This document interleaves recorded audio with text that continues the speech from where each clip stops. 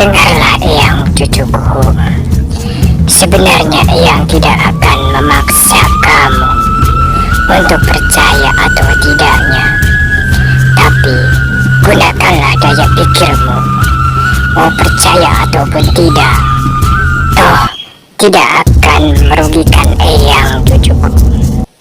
Assalamualaikum, sampurasun Eyang. Waalaikumsalam warahmatullahi wabarakatuh. Rampes, Eyang lagi sibuk ya? Memangnya ada apa, cu? Kalau ada yang mau ditanyakan, silahkan tanyakan, jangan sungkan, cu. Iya Yang, aku mau bertanya sesuatu tentang Uga Wangsit Siliwangi. Sebenarnya itu Eyang Prabu Siliwangi sedang membicarakan apa? Kok banyak bahasa silokanya Yang? Dan Uga Wangsit Siliwangi itu apa? Oh, kalau setahu Eyang, Uga Wangsit Siliwangi itu merupakan sebuah petunjuk atau nasihat yang dianjurkan kepada Balad Siliwangi dalam bentuk siloka yang disebut Uga Wangsit Siliwangi. Harus saling menasihati dan mengharumkan dan menggunakan bahasa siloka di dalamnya. Selain berlaku di masa itu dan berlaku juga untuk di zaman sekarang, terutama yang menyangkut budak Angon. Nah, untuk wangsit yang menyangkut budak Angon juga memiliki makna yang luhur. Dan kalau dibabat juga tidak akan cukup dengan selembar kertas, karena bahasa siloka itu terlihat singkat, namun memiliki makna yang luas. Di situ butuh pemikiran yang luas dan kejernihan hati untuk menafsirkannya. Walaupun nanti akan menemukan jawaban yang beragam, cu. Memang bahasa siloka itu seperti itu.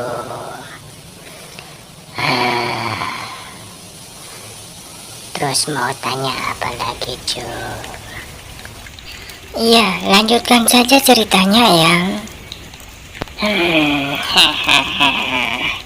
Untuk makna atau isi dari kandungan Uga Wangsit Siliwangi itu Eyang sendiri tidak tahu, dan hanya budak Angon sendiri yang bisa mengerti isi kandungannya.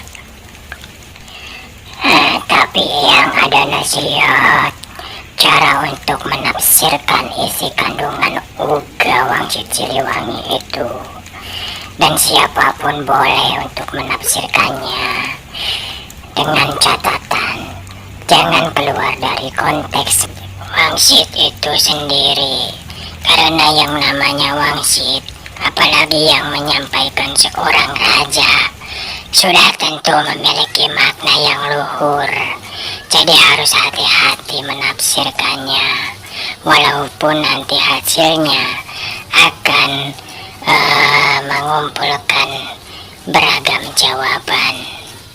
Membutuhkan hati dan pikiran yang jernih.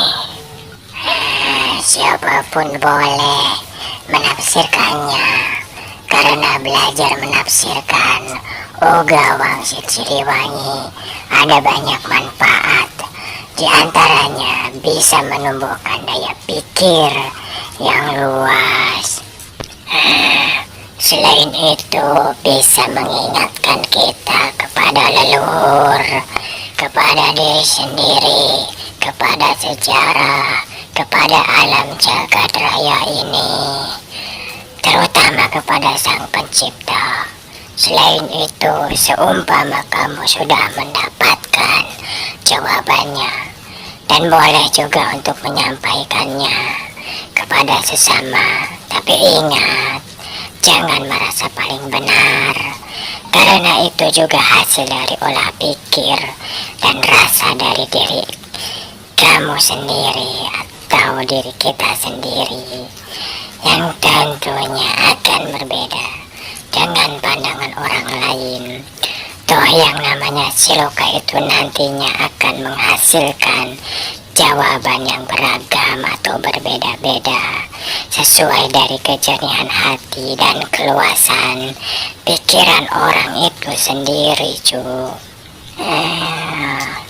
Selain itu dibutuhkan juga saling menghargai pandangan orang lain, dan selagi pandangan itu dirasa baik, maka ambillah manfaatnya.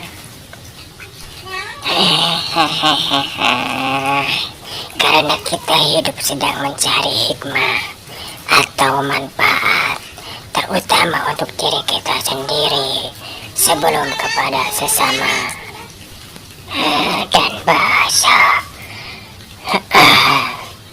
Dan bahasa siloka merupakan sebuah tradisi yang biasa diterapkan oleh orang Sunda, dan bisa juga digunakan untuk sindiran, menyuruh supaya yang disuruh agar merasa tidak disuruh. Contohnya ya seperti Uga Wangsit Siliwangi yang menyindir budak Angon tersebut. Dan begitulah cara yang Prabu Siliwangi yang bijaksana memberikan titahnya dalam bahasa siloka. Dan itu sudah merupakan sesuatu kewajiban bagi leluhur atau orang tua untuk selalu memberikan nasihat kepada anak turunannya. Siapapun itu memang harus saling mengingatkan.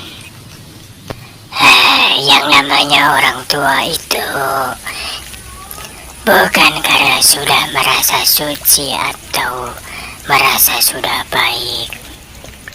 Siapapun itu yang menasihati seseorang itu kan bisa saja untuk menjadikan pengingat bagi dirinya juga.